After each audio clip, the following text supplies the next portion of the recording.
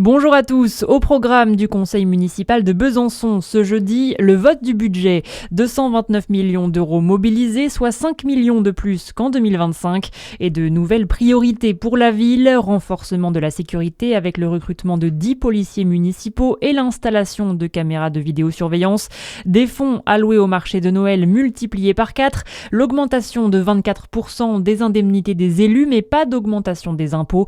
Le nouveau maire de Besançon, Ludovic Fagot, encarté chez les Républicains, recevra 5 600 € bruts d'indemnité, soit 1 000 € de plus que la précédente maire écologiste. Une gare 100% autonome en production électrique. C'est unique en France et c'est à Mouchard, dans le Jura. L'installation d'une ombrière photovoltaïque permet de fournir l'électricité nécessaire à la gare.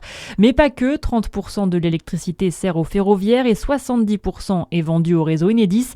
La gare sert donc aussi de centrale d'énergie photovoltaïque. Le sénateur Laurent Duplon sera l'invité de la FDSEA de Côte-d'Or demain. Le syndicat agricole tient son assemblée générale à l'échelle départementale à Châtillon-sur-Seine. Laurent Duplon est celui qui a défendu une loi controversée qui porte son nom, qui visait à lever certaines contraintes pour les agriculteurs.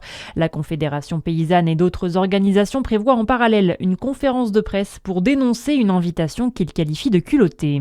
Dans le reste de votre actualité, environ 20 centimes de moins par litre d'essence, c'est ce que promet le gouvernement avec sa nouvelle aide pour les gros rouleurs. Le dispositif pourrait concerner près de 3 millions de Français aux revenus modestes, moins de 1 400 € par mois pour une personne seule et travaillant à plus de 15 km de leur domicile. Une aide trop ciblée et qui ne sera pas efficace pour baisser les prix selon Philippe Nauzière, le président de l'association 40 millions automobilistes.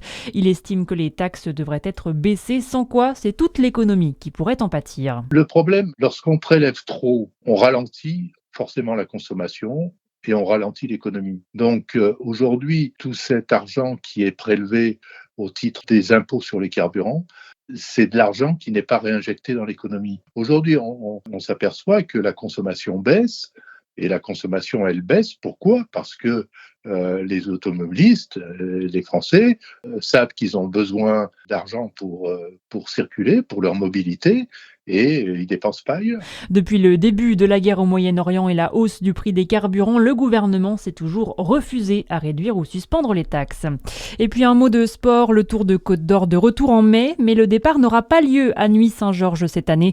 En cause, l'arrivée d'une nouvelle équipe municipale dans la commune, une organisation trop compliquée, explique le nouveau maire Alexandre Suchet. L'épreuve cycliste élite nationale partira de Gilles-et-Citeaux. 21 équipes de 6 cyclistes sont attendues. Voilà pour l'essentiel de l'actualité. À suivre votre météo sur Fréquence Plus.